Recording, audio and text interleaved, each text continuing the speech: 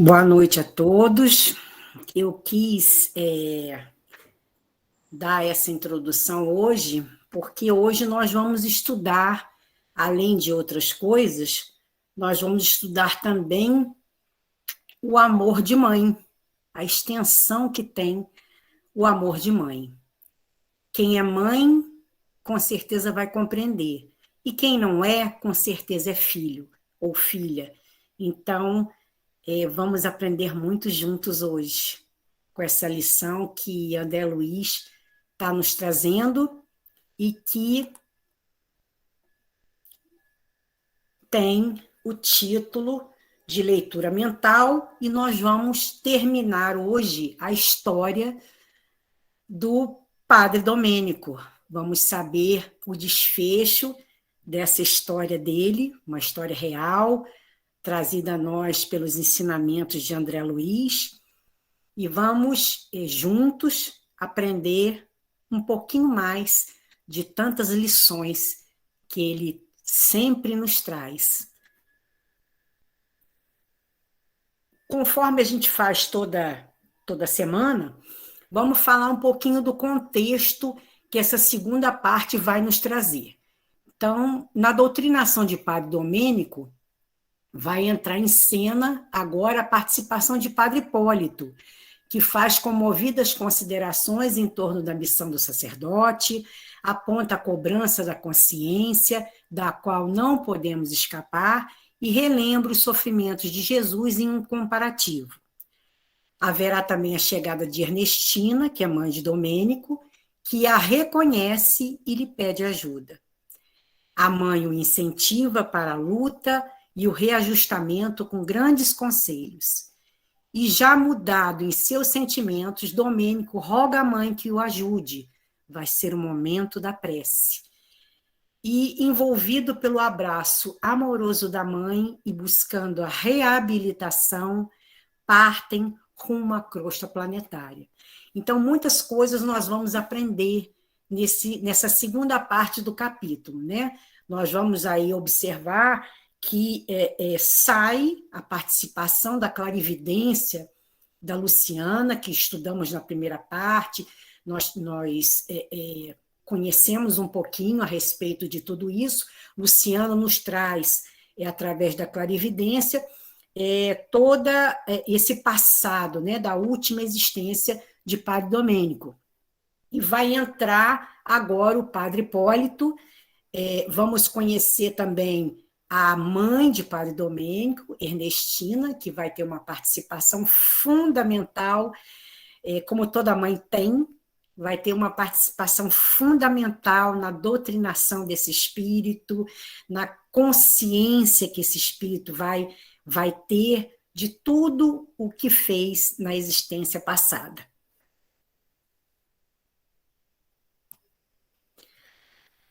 Bom, conforme nós falamos, Padre Hipólito agora vai entrar em cena. Então, depois de longa crise de pranto de Domênico, que nós já estudamos na primeira parte, depois de Luciana ter falado tudo para ele, e na tentativa de falar mais, ele não aguentou, a diretora da Casa Transitória solicitou ao Padre Hipólito que semeasse novas ideias no terreno consciencial arado pela dor, notificando-nos que tomaria alguns minutos para convocar mentalmente a ex-genitora do antigo pároco desencarnado, para que o mísero fosse reconduzido à esfera da crosta no processo inicial da reencarnação futura. Então, aqui nós vamos ver que Domênico vai começar a perceber a maldade, né? Que ele produziu em tantos corações de um modo equivocado, mas ele vai começar a sentir toda essa trajetória triste que ele fez. Conforme eu já falei, né, vai sair de cena a participação de Luciana e entrar a participação do Padre Hipólito, que vai ser fundamental. E, de alguma forma, o Padre Hipólito vai mostrar para ele como essa cobrança da nossa consciência, ela é pontual, ela é precisa, vai mostrar a justiça e a bondade divinas em todo esse processo. Na realidade, o Padre Hipólito vai preparar o terreno também para que toda esse início desse processo de reencarnação de Padre Domênico seja levado a termo.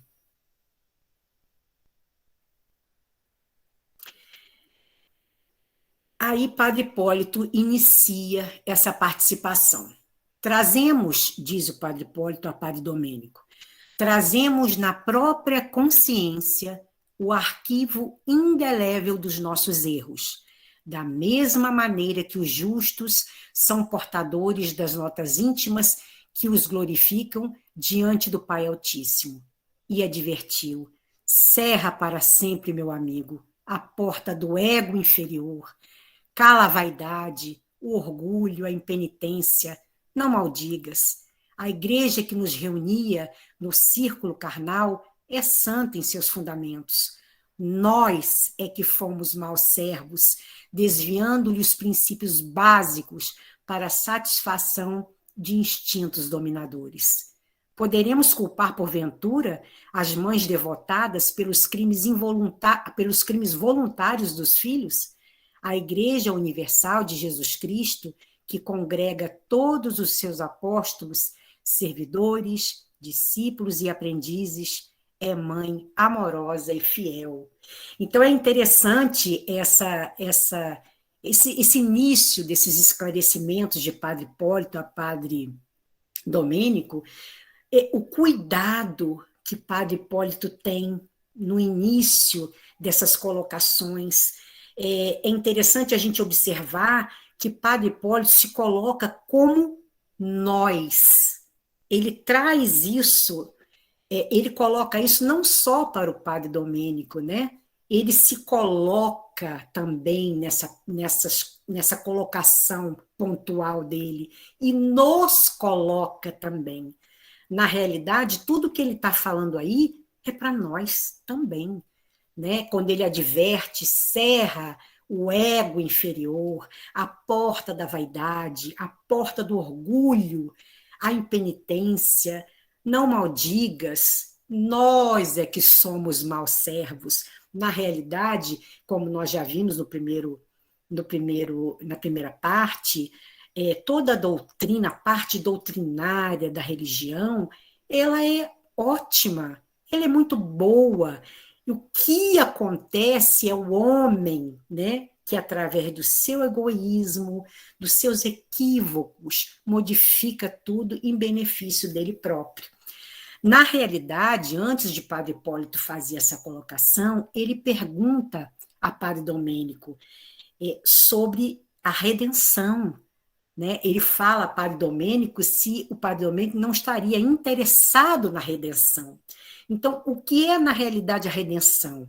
A redenção é o resgate, a redenção é o recurso capaz de livrar alguém da aflição. Né? É toda uma parte de libertação. Isso é o resgate. Na realidade, em nenhum momento, Padre Hipólito falou para ele que ele ia ficar livre de tudo o que ele fez, e em nenhum momento falou que tudo que ele havia feito seria perdoado. Não, ele falou em redenção. E é isso que nós vamos estudar durante esse estudo, né? Como é que se dá esse processo de reabilitação de um espírito? Nós vamos estudar um pouquinho sobre isso. Inclusive no material complementar, nós encaminhamos ontem a respeito também dessa reabilitação, né? E vai mostrar o quanto nós nos equivocamos quando nós descumprimos uma lei divina, que é um processo natural, e há aí o equívoco. Como é que se dá, o que nós podemos fazer para nos reabilitarmos quando acontece esse equívoco, né, que é um erro, que a gente não diz essa palavra erro, mas sim um equívoco. Todos nós estamos em processo de evolução. Vamos lá. Hipólito lembrou-lhe, depois, que antigos superiores da igreja, em grande número, espiavam nas regiões tenebrosas, porquanto honraram no mundo não a Deus, mas a si mesmos. Muitos deles aguardavam dias melhores no fundo de viscosos pântanos. Outros imploravam socorro, ansiosos de paz e renovação. Por que não nos redimirmos também? Perguntou. E convidou Domênico a levantar-se dos próprios erros para ser útil aos companheiros de outro tempo, reconduzindo-os ao porto de salvação. Mencionou então o exemplo de Jesus, que percorreu a via dolorosa como vulgar malfeitor, sem rebelar-se. Então, é interessante essa parte, porque ele fala exatamente do que a gente acabou de colocar.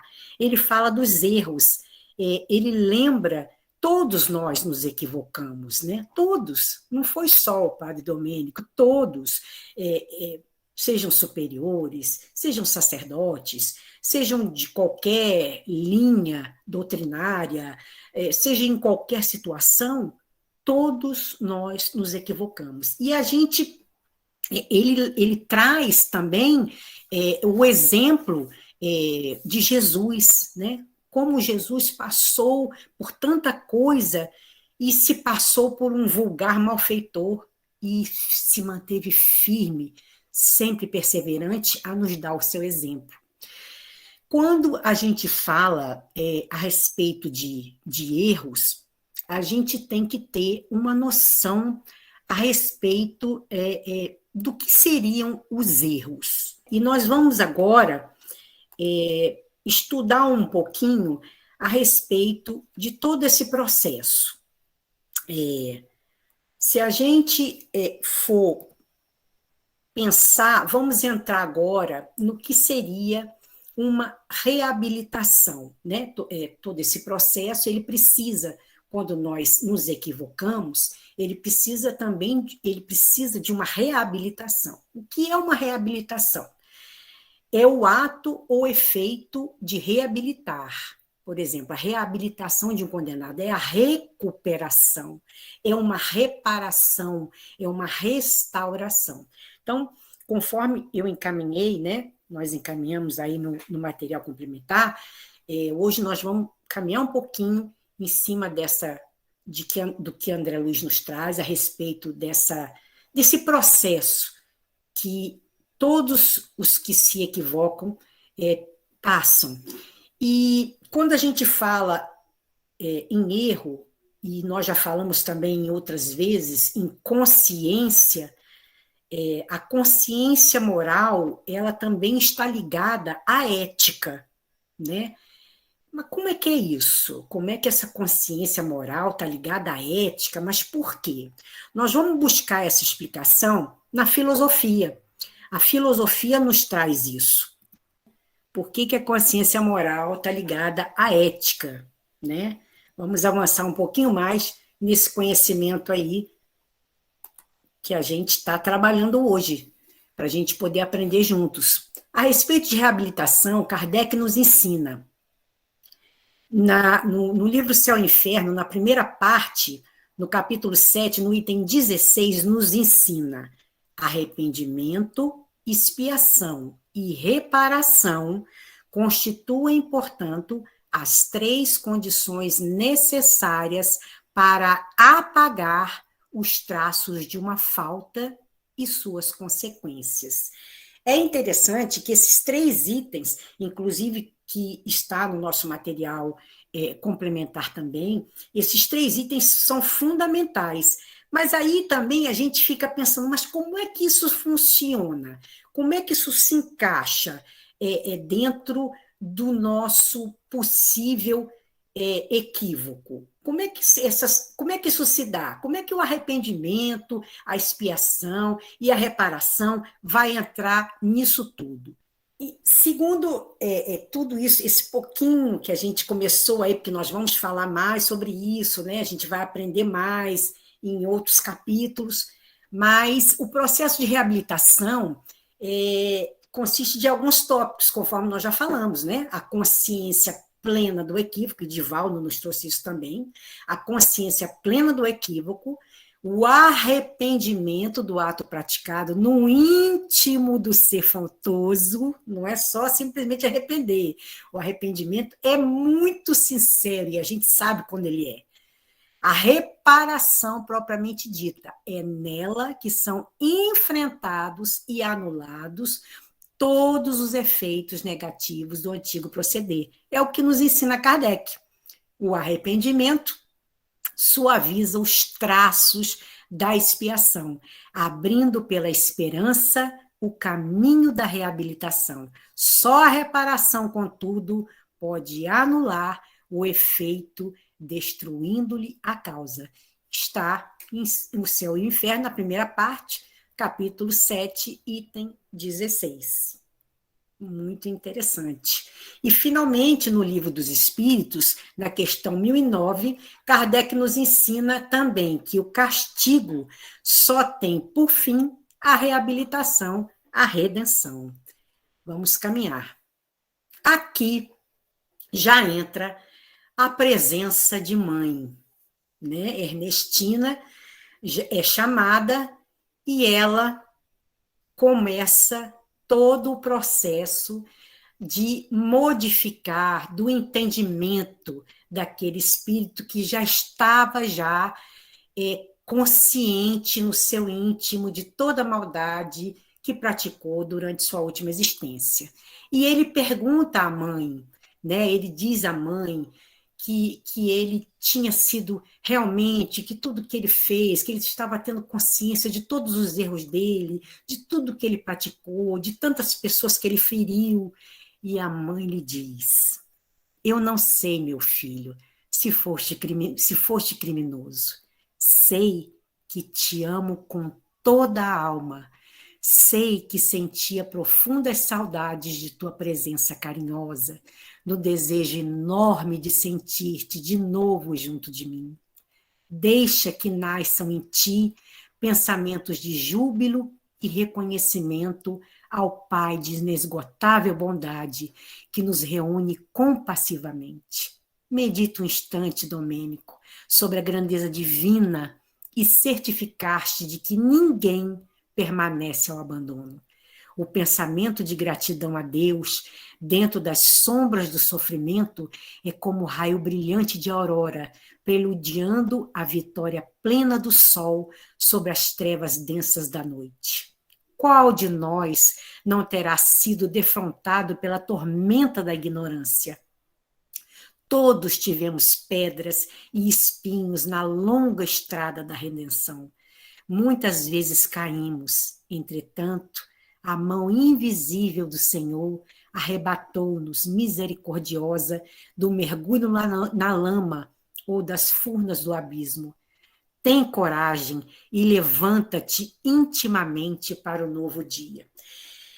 Eu confesso a vocês que quando eu comecei a estudar essa parte da intervenção de Ernestina na doutrinação desse espírito que era seu filho, eu fiquei profundamente emocionada.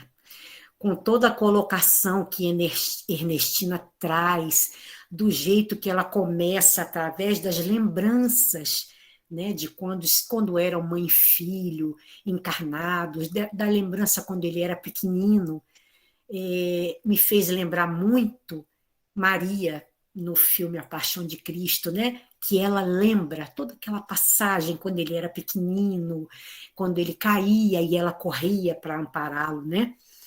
E eu fiquei profundamente emocionada com todo o relato e toda essa força que Ernestina tenta passar a ele, né? Quando ela diz: tem coragem, levanta-te para um novo dia. Eu me emociono e fiquei emocionada quando eu estava estudando isso e pude observar como é que ela começa a despertar nele toda essa questão moral, como uma mãe consegue fazer isso com maestria.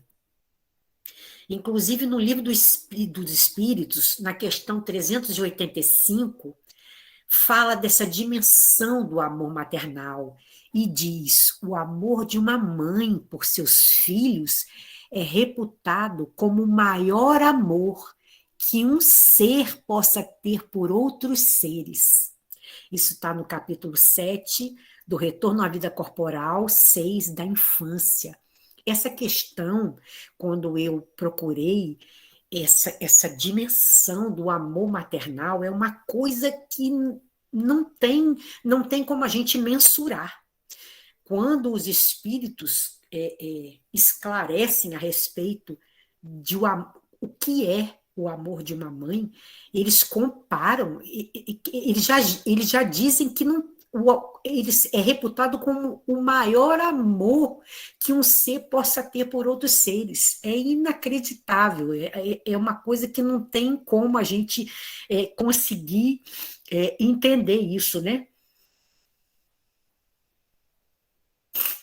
E aí ele fala, tristemente, sou, porém, um malfeitor, réu de crime sem perdão. E ela continua com a sabedoria. Não, meu filho, alongou-se a palavra materna, foste enfermo como nós outros, escutaste as sugestões do mal e cultivaste úlceras dolorosas. Desequilibraste o coração, resvalando no despenhadeiro. Não te esqueças, porém, de que Jesus é o divino médico. Aceita a tua necessidade de medicação e dirige-te a Ele na súplica sincera de quem deseja a cura real para a vida eterna. Sinceramente, eu não tenho palavras para poder traduzir para vocês, porque eu acho que tudo o que ela falou aí se basta. Ela coloca Jesus de uma forma magnífica para que ele possa finalmente ter um entendimento de que ele precisa, ele necessita dessa recuperação, ele necessita dessa reabilitação. Eu fui procurar num livro que existe, que chama, de Emmanuel, que chama Mãe. É um livro de espíritos diversos, e esse em especial é um pedacinho de uma colocação de Emmanuel, que diz, sabes disso. Olha a posição da mãe, como Emmanuel coloca a mãe em tudo isso. Sabes começar a luta de novo para ajudar os rebentos da própria vida a se transferirem das dívidas de aflição para os júbilos do resgate. E a todos os que te reprovam o devotamento e a fadiga, censurando-te a persistência no sacrifício, sabes responder na mesma reserva de confiança e ternura, com alegria misturada de pranto. São meus filhos. A dimensão é uma coisa que a gente não tem como discernir.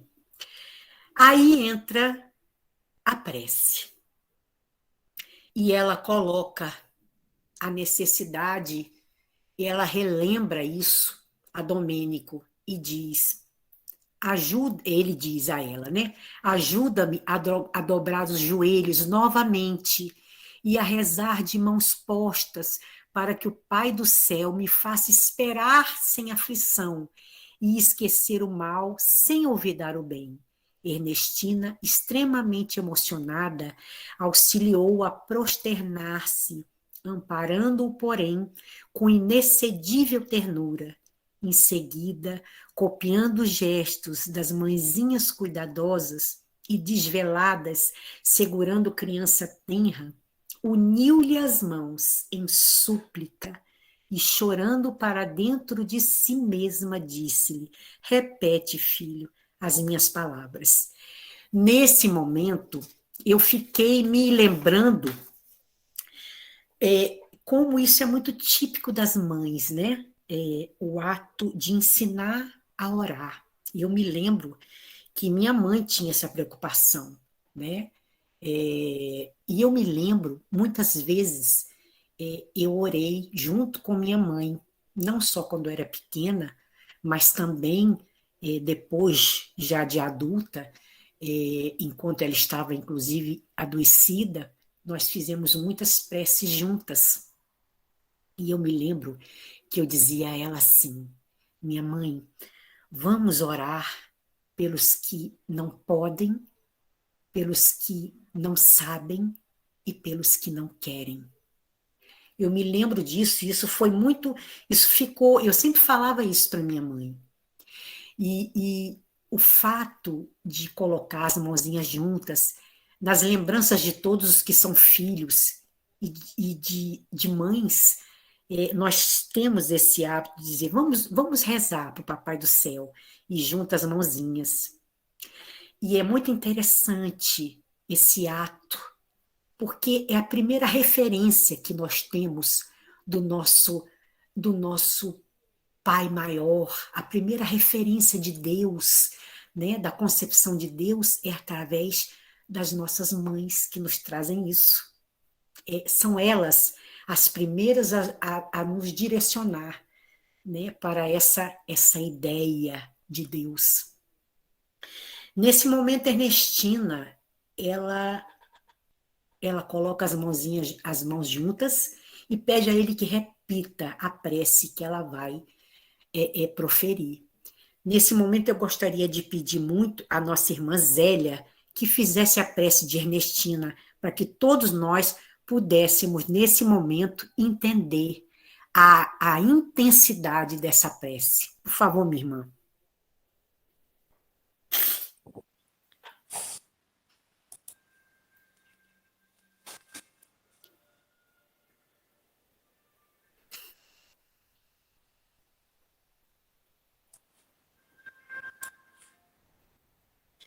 Senhor Jesus, eis-me aqui, doente e cansado aos teus pés. Compadece-te de mim, bem-amado pastor, de mim, ovelha desgarrada de teu rebanho. Ofuscou-me o brilho falso da vaidade humana. A ilusão terrestre embotou-me o raciocínio. O egoísmo enrijeceu meu coração e caí no precipício da ignorância, como leproso do sentimento. Tenho chorado e sofrido amargamente, Senhor, a minha defecção espiritual. Mas eu sei que és o divino médico, dedicado aos infelizes e transviados do caminho. Por piedade, livra-me da prisão de mim mesmo. Liberta-me do mal resultante de minhas próprias ações. Faze que meus olhos se abram à luz divina. Nutre-me com a tua verdade soberana. Ampara-me a esperança de regeneração. Senhor, dá-me forças para ressarcir todas as dívidas, curar todas as chagas, corrigir todos os erros que se acham vivos dentro de mim. Perdoa-me, concedendo-me recursos para o resgate. Não me deixes entregue aos resquícios das paixões que eu mesmo criei impensadamente, favorecendo-me com as tuas repreensões silenciosas nas situações disciplinares e, sobretudo, benfeitor sublime, retribui aos teus servos que me auxiliam nesta hora, conferindo-lhes renovadas bênçãos de energia e paz, a fim de que auxiliem outros corações tão extenuados e caídos quanto o meu. Jesus, confiaremos em tua compaixão para sempre. Assim seja.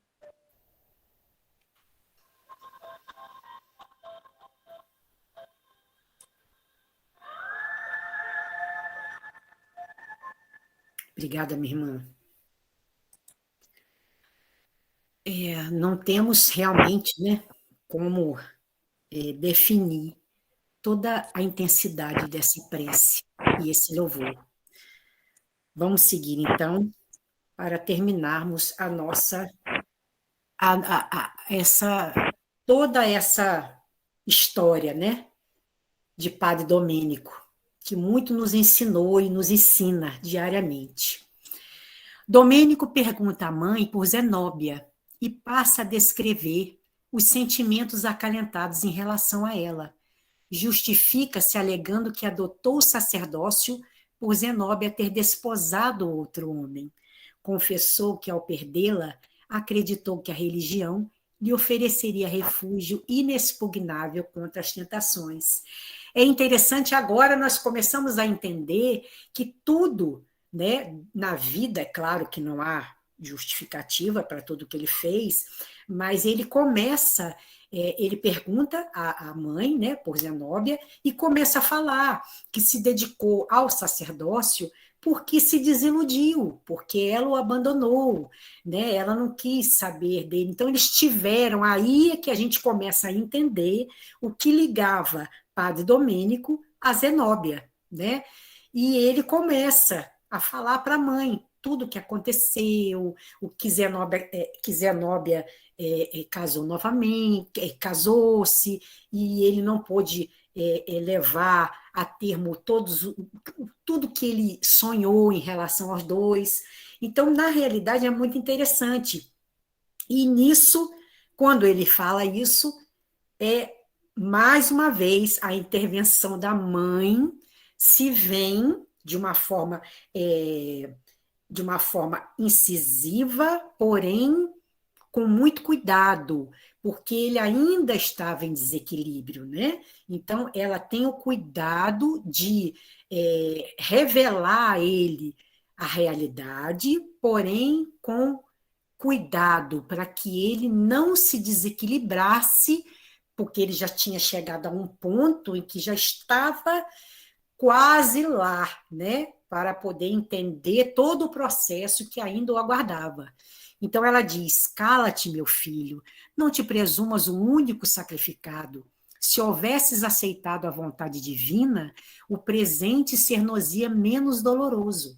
Não te estribes em fatos humanos, naturais e necessários para justificar os desvarios que te precipitaram nas sombras fatais. Zenóbia foi sempre verdadeiro anjo entre nós.